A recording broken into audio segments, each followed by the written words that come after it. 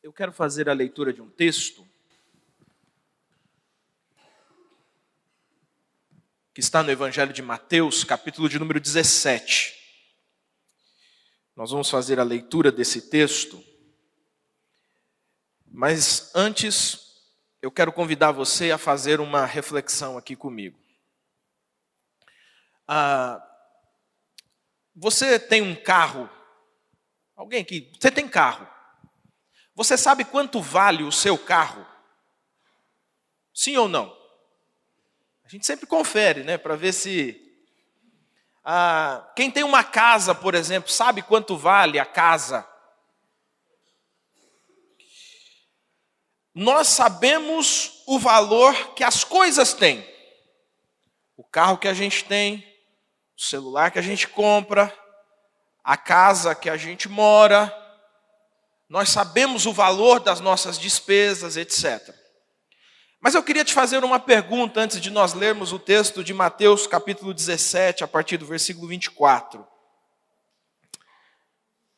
Você sabe qual é o valor que você tem? Quanto vale você?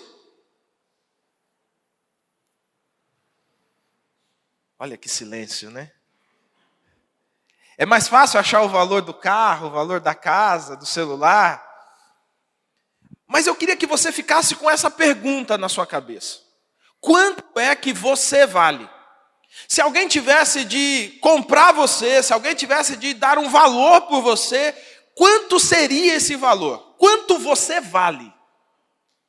Agora vamos ler o texto. Mateus, capítulo de número 17, a partir do versículo 24.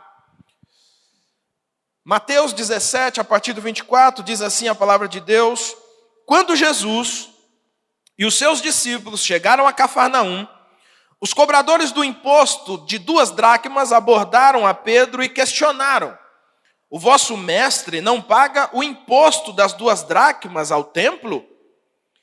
Então Pedro respondeu: Sim, ele paga. Mas quando ele entrou em casa, Jesus se antecipou e perguntou-lhe primeiro: Simão, qual é a tua opinião? De quem cobram os reis da terra impostos e tributos?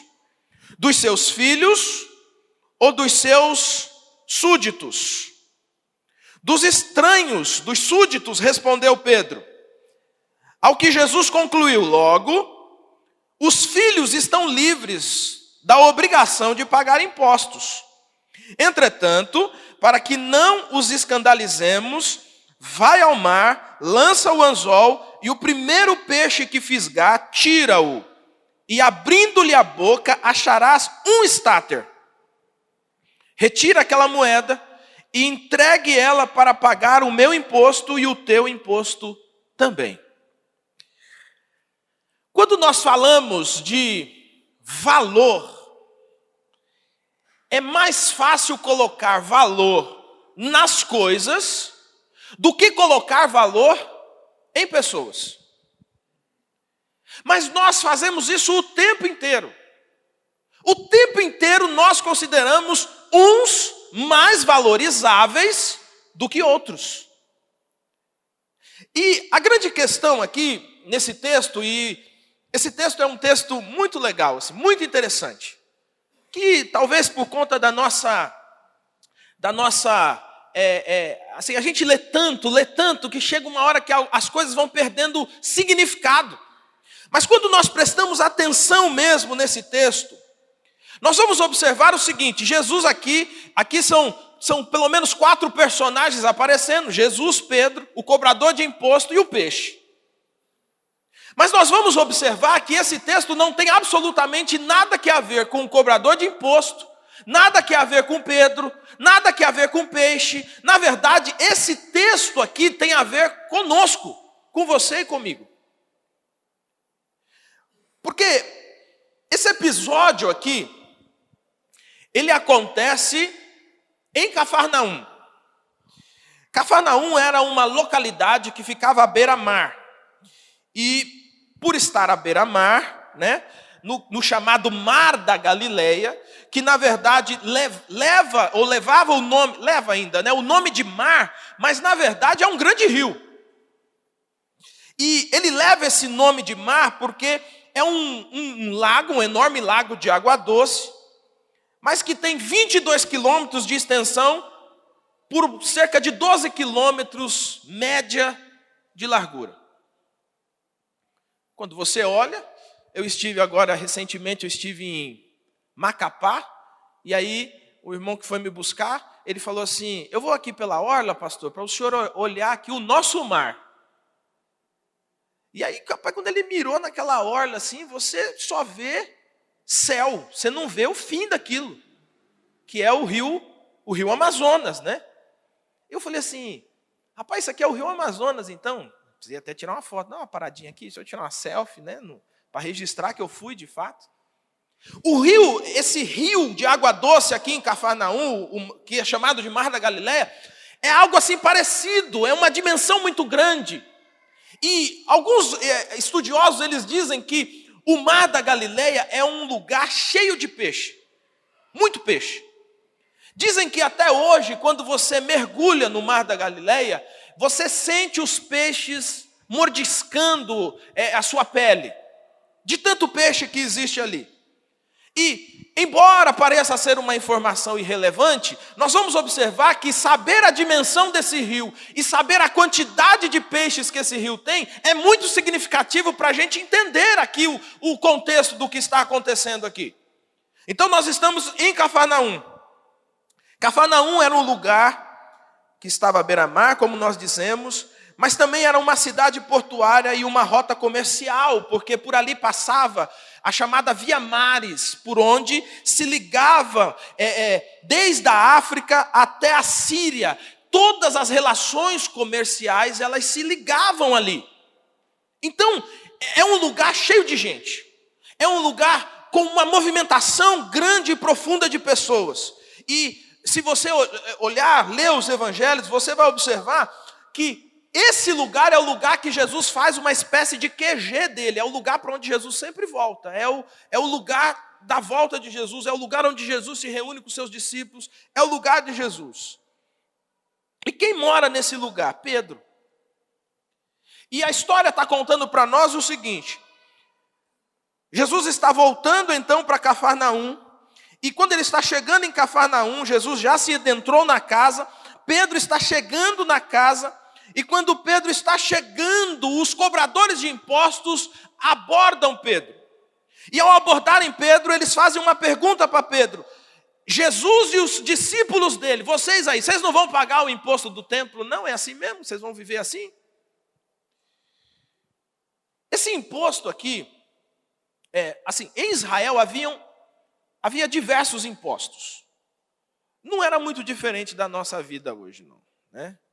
Que a gente recebe o dinheiro e fica só contando para onde ele vai, né? Como é que é? É IP alguma coisa, né? IPVA, IPTU, vai tudo embora. Nessa época aqui em Israel também tinha muito imposto. Mas havia um imposto especial, que era o imposto do templo. E o que era o imposto do templo? Herodes havia refeito toda a construção do templo, e havia sido uma construção magnífica, o templo tinha ficado algo assim extraordinário. Vocês se lembram que Jesus, em uma das conversas com os discípulos dele, lá em Mateus 24, em Marcos 13, os discípulos estão num lugar elevado e eles estão olhando o templo, e eles dizem assim para Jesus, olha mestre, que construção, que lugar maravilhoso, que lugar lindo, né? Aquele momento que Jesus diz assim, pois é, não vai ficar pedra sobre pedra. Então o templo era algo suntuoso, era algo grandioso. Esse templo não tinha a ver muito com aquele templo de Salomão lá de trás. Esse templo era um templo do tamanho do ego, da megalomania de Herodes.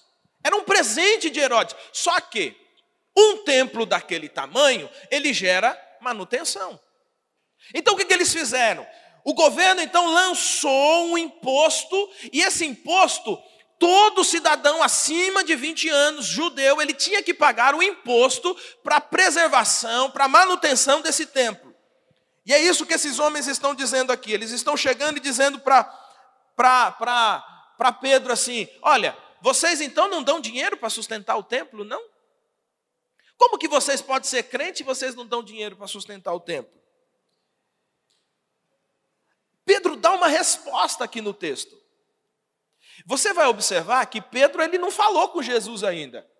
Mas quando Pedro é questionado, automaticamente Pedro dá uma resposta impulsiva e rápida. Sim, o mestre paga o imposto. Aí eu fico imaginando que o cara deve ter falado assim, então cadê o dinheiro? Aí o Pedro, calma aí que eu vou lá buscar.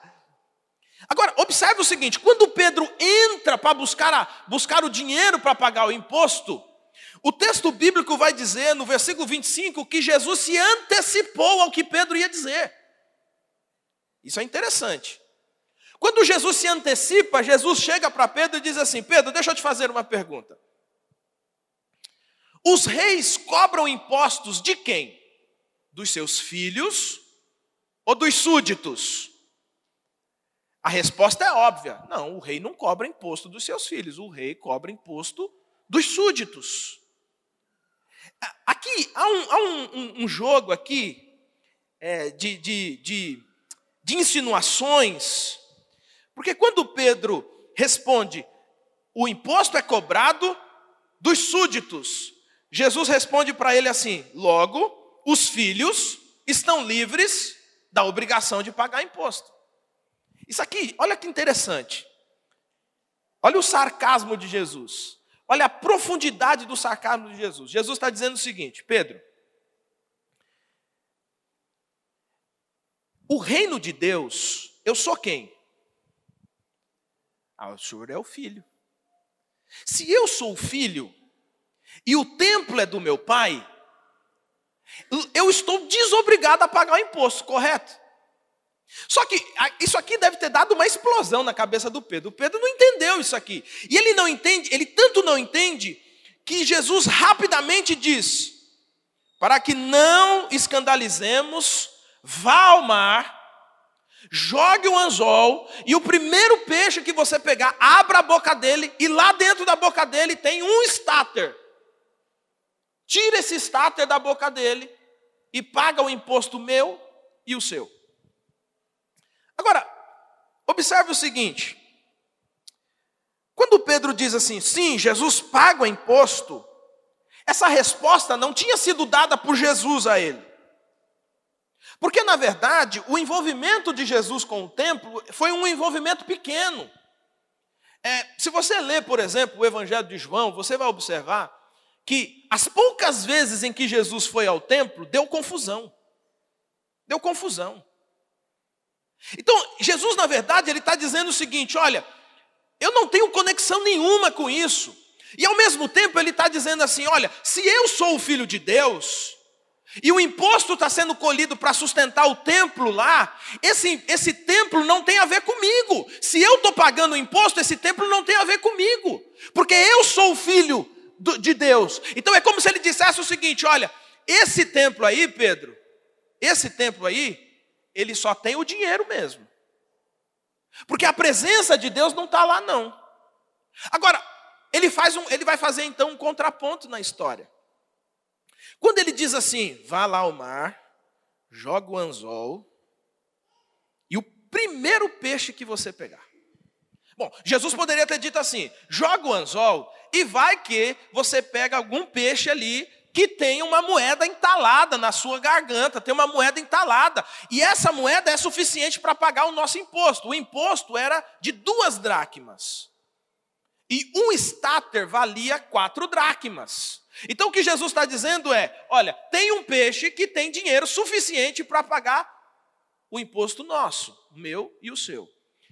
Ao mesmo tempo, Jesus está dizendo assim, ó, nesse mar cheio de peixe, tem um peixinho que tem mais riqueza entalada dentro dele do que toda a suntuosidade do templo de Herodes. É como se Jesus estivesse fazendo um contraponto com Pedro. É como se Jesus estivesse dizendo para Pedro o seguinte, olha Pedro, O valor das coisas não está na suntuosidade, não está no dinheiro que foi gasto para imprimir o ouro, no dinheiro que foi gasto para colocar o mármore, ou no dinheiro que é gasto na manutenção. Não, se você não tem a presença de Deus, o templo não tem valor nenhum.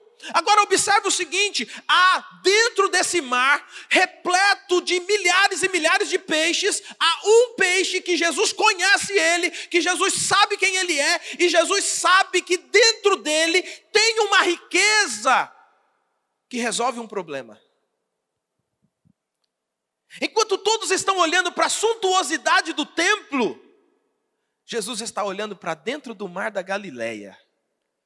E quando Jesus olha para dentro do mar da Galileia, tem um peixinho insignificante que tem mais valor dentro dele do que todo o ouro que tem no templo. E isso traz para nós esse significado, que Jesus ele conhecia todos os peixinhos do mar da Galileia, mas ele sabia especificamente que havia um peixe, um peixinho, que tinha dentro de si uma riqueza que resolvia todos os problemas. Bom, o Pedro pesca, pega lá a moeda, paga o imposto, e agora você faz a pergunta. Ok, entendi a história, texto bonito, muito legal. O que isso tem a ver comigo? Qual é o significado disso para mim, para a minha vida? Aí nós vamos voltar na nossa pergunta inicial. Qual é o valor que você tem? Quanto vale você? Porque quando nós fazemos essa pergunta, e o texto aqui não está relacionado com imposto, não está relacionado com o mar, não está relacionado com peixe. Não, o texto aqui está falando de você. O texto aqui está falando de mim. E a grande questão é, talvez seja você, um peixinho, numa dimensão monstruosa de mar, que se acha e se considera insignificante, mas há uma riqueza que Deus coloca em você, que faz com que você tenha um valor incomensurável. É claro que quando a gente fala de valor, a gente, no período, na época que a gente vive, você lê assim, tema da mensagem, você tem valor. Vixe, já vem esse pastor aí com esses, como é que chama? Triunfalismo. Olha, você é amado de Deus. Deus não quer te mandar para o inferno, Ele te ama. Agora, observe o seguinte, nós precisamos fazer um contraponto aqui. Porque no sentido lato, assim, no sentido mais abrangente, mais aberto, de fato você não tem absolutamente nenhum valor. Porque o que imprime valor a você e o que imprime valor a mim, não é exatamente o que nós somos, é aquele que está em nós, aquele que é colocado em nós. Então, no sentido lato, ninguém tem valor, nós somos todos descartáveis, nós somos todos, não passamos de blocos de carbono para serem consumidos pelo fogo. Mas quando nós nos encontramos com esse olhar de Jesus, quando esse olhar de Jesus encontra a gente em meio a uma dimensão de outras tantas milhares e bilhões de pessoas, esse olhar de Jesus encontra a gente, esse olhar de Jesus mostra para nós que aquilo que nós somos não é exatamente aquilo que vemos diante do espelho, aquilo que nós somos é aquilo que está dentro de nós. Deixa eu fazer uma outra observação. Talvez você olhe para a sua vida e você diga assim, eu sou insignificante. Como nós já dissemos, do sentido lato, você é insignificante. No sentido estrito, você não é. No sentido estrito, quando Deus sela você, você se torna de um valor que não pode ser somado. E quando nós falamos isso, nós precisamos relacionar toda a nossa história. Porque algumas pessoas, elas passam a vida inteira reproduzindo para elas mesmas que elas não valem absolutamente nada. Uma vez eu conversei com uma menina, e essa menina tinha um sério problema na sexualidade. Ela tinha uma promiscuidade. E numa conversando, ela disse assim para mim: sempre me disseram que eu não valia nada. Então agora eu estou mostrando para todo mundo que eles têm razão. Eu não valho nada. E eu fiquei pensando, o que leva uma pessoa a chegar à conclusão de que desgastar, consumir completamente a sua vida é o melhor caminho, apenas porque insistentemente pessoas disseram que ela não valia nada. E pessoas iguais a essas têm aos montes. E o que o Evangelho faz com essas pessoas? O Evangelho resgata o valor, o Evangelho resgata a dignidade. Porque a Bíblia diz que Jesus retira a gente, quando a gente está mergulhado naquele lamaçal de pecado, Jesus retira a gente de lá e Jesus coloca a gente em terra firme. Jesus transporta a gente desse mundo fétido, desse mundo escuro, desse mundo tenebroso e coloca a gente no seu reino de amor. E nesse reino de amor você tem significado, você é alguém, você é uma pessoa que é amada, você é uma pessoa que pode amar. Uma vez, uma menina, seus 14 anos na época, fui pastor dela. Ela me chamou para conversar e ela disse assim: eu preciso conversar com o senhor. Eu falei: pois não, vamos conversar. E ela começou a chorar. Começou a chorar. E aí eu ali naquela situação, sem saber o que fazer, o que foi, o que aconteceu, me fala. Ela virou para mim e disse assim: eu quero que o senhor me diga que eu tenho algum valor. Que a minha vida tem alguma importância. Eu falei: mas por que você está me perguntando isso? Por que você está me dizendo isso? Ela: porque eu acho que a minha vida não vale absolutamente nada. A minha vida não tem importância. Eu falei: mas não tem importância para quem? E ela começou a contar um pouco da história, um pouco das coisas que ia na cabeça dela. Só que quando a gente se depara com uma situação dessa, é um dilema, porque como que você faz uma pessoa acreditar que ela tem valor? Que a história da vida dela não termina naquilo que ela pensa. Que a história da vida dela pode ter uma transformação exponencial, extraordinária. Como que a gente faz ela acreditar nisso? Com quais palavras a gente consegue fazer isso? Mas a pergunta que fica é: quantas outras pessoas que passaram a vida inteira sendo consideradas insignificantes pelos seus pais? Quantas pessoas que andam por aí, caminham suas vidas, e elas têm sempre na cabeça a ideia de que não há ninguém que as considere valiosas, preciosas. Há muitos anos atrás eu li um livro que contava uma história que na época me causou um impacto muito grande. Era um lugar, eu não lembro agora o país, mas era um país no Oriente, país oriental, em que as meninas eram usadas na prostituição desde quando elas tinham assim 5 anos, 2 anos, 5 anos. E uma das histórias que é narrada no livro é de uma menina que havia sido usada na prostituição desde quando ela era um bebê. E quando elas atingiam a idade de 10 anos, 12 anos, 13 anos, elas já estavam com a vida completamente destruída, o corpo completamente destruído. E aí elas perdiam o valor para a prostituição. E elas eram descartadas. E essas meninas, elas iam viver num enorme lixão que tinha. Até que uma missão começou a resgatar essas meninas do lixão e devolver a essas meninas dignidade.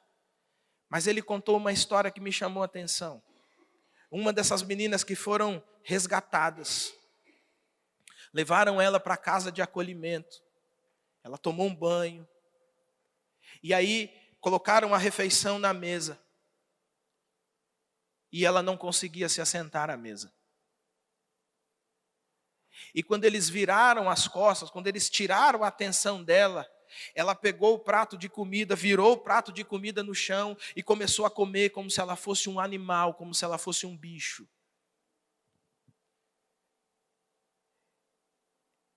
E eles diziam, e ele disse assim: é exatamente isso que acontece quando toda a nossa dignidade, todo o nosso valor é retirado de nós. Nós nos tornamos como bichos. E ele narra no livro que algumas meninas tinham dificuldade de dormir numa cama. Eles arrumavam a cama e elas diziam assim: essa cama é para mim? Ela: não, eu durmo no chão, eu fico no chão aqui mesmo. Existem pessoas que têm a vida roubada, que têm a vida tirada, quando o valor é roubado de nós. Mas quando o Evangelho chega, o Evangelho resgata a nossa dignidade. E o Evangelho mostra para a gente que o lugar da gente se sentar é na mesa. Que a gente tem uma cama para deitar. Mas o Evangelho mostra para a gente que a gente tem uma casa para onde voltar. O Evangelho resgata a gente. E o que Jesus está mostrando aqui para a gente é: talvez você também tenha algo entalado em você. Agora, aquilo que era o entalo daquele peixe, aquilo que era o grande problema do peixe, na verdade se transformou na grande solução para Jesus e Pedro. O que Jesus está mostrando para nós é o seguinte: talvez os seus dilemas de vida, talvez a sua história de vida, talvez as coisas difíceis que você tem guardada na sua cabeça, isso não tem a ver com a nossa condição social, isso não tem a ver com a nossa condição intelectual, isso são coisas que vão sendo plantadas em nós. Isso que lhe causa desconforto, nas mãos de Jesus Cristo pode ser usado para glorificar o nome de Deus, o nosso Pai. Aquilo que causava desconforto nesse peixe, na verdade era algo de muito valor, era algo de um valor extraordinário, que resolvia um problema. Quantos de nós enfrentamos dilemas na nossa vida, que é simplesmente Deus mostrando para nós o seguinte: olha, apesar desse desconforto, há valor nisso que você está sofrendo. A lógica de Jesus é essa. Em milhões de peixes do mar da Galileia, Jesus conhecia todos eles, mas Jesus sabia que havia um peixe entalado. E o problema daquele peixe era a solução para Pedro. O problema daquele peixe era uma história do Evangelho. Por isso que Jesus usa essa lógica no capítulo 6, por exemplo, de Mateus, quando ele diz assim, que porventura vós não valeis mais do que os pardais? Se Deus cuida de pardais, não vai cuidar de vocês? Aí ele vai dizer: vocês valem muito mais do que lírios do campo, que nascem hoje e amanhã morrem, e apesar de toda a sua beleza, perdem significado. Mas vocês não. Vocês continuam debaixo do cuidado de um Deus que olha para você e Ele não enxerga o que você é, Ele enxerga o que você pode ser. Se Jesus cuida de pardais, de lírios, de peixes, muito mais, Jesus cuida de pessoas feitas à sua imagem e semelhança, com as chances que tem de orar, de olhar para cima e dizer: Senhor, muda a minha história. Senhor, muda a história da minha vida. E se você se sente um zero à esquerda, Deus conhece você. Deus cuida de você. Porque para Ele você tem valor. Isso não é um valor barato. Isso não é um valor existencial. Isso não é valor de ideologia. Não, esse é o valor que custou o mais precioso de todos os sangues. O sangue de Jesus Cristo. Esse é um valor que custou a vida daquele que era o único filho. Esse é o valor derramado na cruz do Calvário, para que permitisse que a nossa história de vida fosse mudada, que a nossa história de vida fosse transformada. O prejuízo de Jesus na cruz, aquilo que causou desconforto para Jesus na cruz, aquilo que entalou na garganta de Jesus na cruz, foi aquilo que resgatou a nossa dignidade, foi aquilo que resgatou a nossa vida, foi aquilo que resgatou a nossa história. Por isso, você precisa deixar que o seu coração seja pescado por esse amor de Deus. Você precisa entender que o amor de Deus, ele é um amor que está para além da sua capacidade de fazê-lo existir. A Bíblia diz que todo amor humano é um reflexo do amor de Deus. E é um engano as pessoas acharem que Deus ama, e eu de fato discordo de um amor incondicional. Eu não acredito que exista amor incondicional. O amor de Deus é tão grande e tão poderoso que Ele ama você na condição que você está. Mas Ele exerce esse amor a cada momento, fazendo você ficar melhor do que você está. Dizer que o amor de Deus é incondicional significaria dizer que Deus ama você do jeito que você está e Ele deixa você do jeito que está. Mas não é assim. O tempo todo, quando o amor de Deus nos encontra, o tempo todo Deus está dizendo: você não precisa mais disso, você não é isso, você não é essa pessoa mais, você não é mais essa história, você agora é outra pessoa, você agora é outra criação. Então o amor de Deus não nos condiciona, o amor de Deus nos transforma. E nos transforma no quê? Nos transforma naquilo que de fato nós deveríamos ser. Por isso que a Bíblia diz que Deus está trabalhando em nós para que nós alcancemos a estatura de varão perfeito, a semelhança de Jesus Cristo, o nosso irmão mais velho. Deus nos ama. E dizer que Deus nos ama é dizer que apesar de tudo, Deus continua acenando, sinalizando e chamando você para viver uma vida completa com Ele. Eu quero terminar contando a história de uma menina, uma outra menina.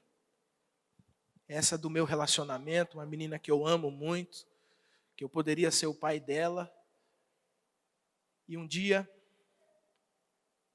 ela passou uns dias na nossa casa e conversando, e ela disse assim: olha, eu tenho muita dificuldade de entender o amor de Deus como um pai.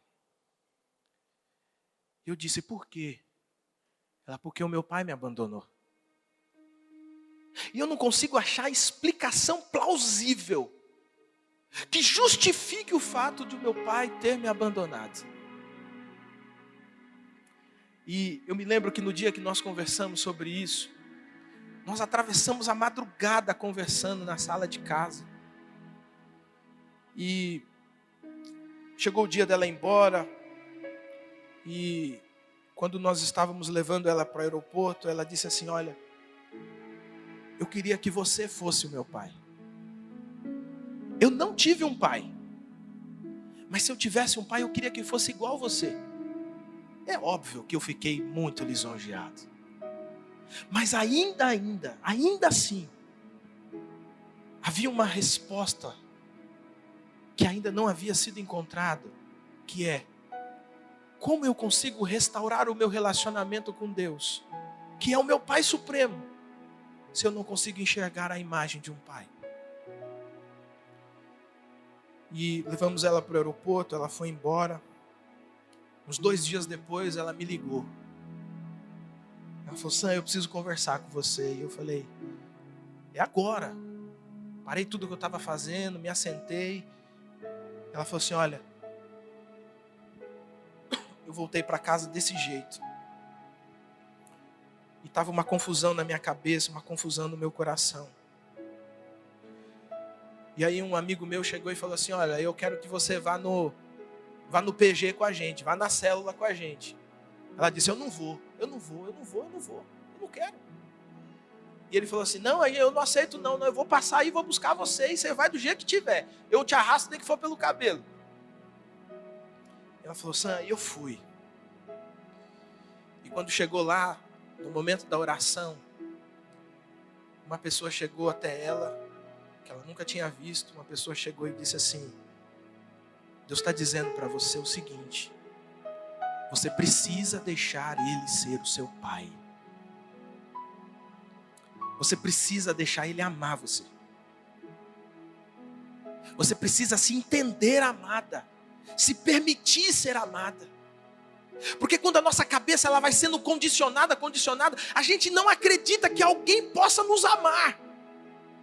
Que alguém possa enxergar valor em nós. E Ele disse, olha, Deus está querendo ser o seu pai, mas você tem que deixar. E ela falou para mim, Sam, o meu coração foi restaurado. Pela primeira vez nos meus 18 anos, eu consegui perceber o que é ter um pai que ama, que cuida, que em meio a uma multidão de pessoas conhece o meu nome e sabe quem eu sou, e conhece os meus dilemas, e sabe qual é o espinho atravessado na minha garganta, sabe exatamente quem eu sou, e eu não preciso me esconder dele mais, eu não preciso fingir o que eu sou, o que não sou, eu posso simplesmente ser, porque o amor dele me constrange de tal maneira que eu sou transformada todos os dias. É isso que trata esse texto. O amor de um Deus que enxerga em nós o que está atravessado, mas isso que está atravessado, embora nos cause desconforto, nas mãos dele, é algo extraordinário, é algo poderoso, é algo surpreendente. Por isso, nessa noite, permita que esse amor te pesque, para que suas lágrimas, as nossas dores, sejam transformadas em preciosidades. Que o nosso sofrimento seja transformado em algo sem valor. Que nessa noite, que nesse momento de oração, você possa enxergar que apesar das suas dores, há um Deus construindo diamantes, pérolas. E o que você precisa fazer é se deixar ser fisgado por esse amor. Se despir daquilo que você finge ser, daquilo que não é.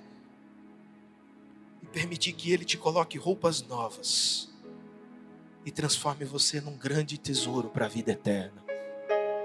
Eu quero te convidar a se colocar em pé em nome de Jesus.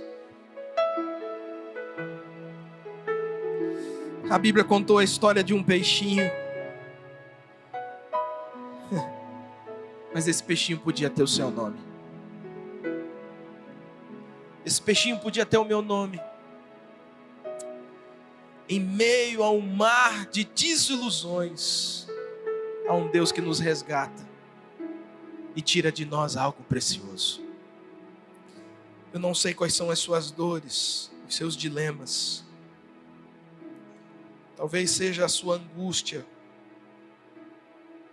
solidão, medo do futuro, o que vai ser? Talvez você tenha até ouvido a sua vida inteira que você não ia prestar para nada. Um primo disse, um tio falou. E você vem vivendo a sua vida tentando provar para você mesmo que você não é aquilo que disseram. Mas posso te dizer uma coisa nessa noite em nome de Jesus. Entrega a sua vida e suas causas na mão do eterno Deus. Deixa Ele olhar para você. Deixa Ele fisgar você, mas deixa Ele falar no seu coração quem é você e qual é o valor que você tem. Não permita que nenhuma voz externa, turbulenta, diga para você o que você é. Cale todas as vozes, emudeça todas as vozes para você ouvir a voz do teu eterno Pai, dizendo quem é você, quem é você. E ao ouvir essa voz, a minha oração é que você se entregue a ela. E apesar dos pesares, que você receba esse abraço de um Deus que nunca se esqueceu, que nunca desacreditou de você e que sempre esteve em busca de você.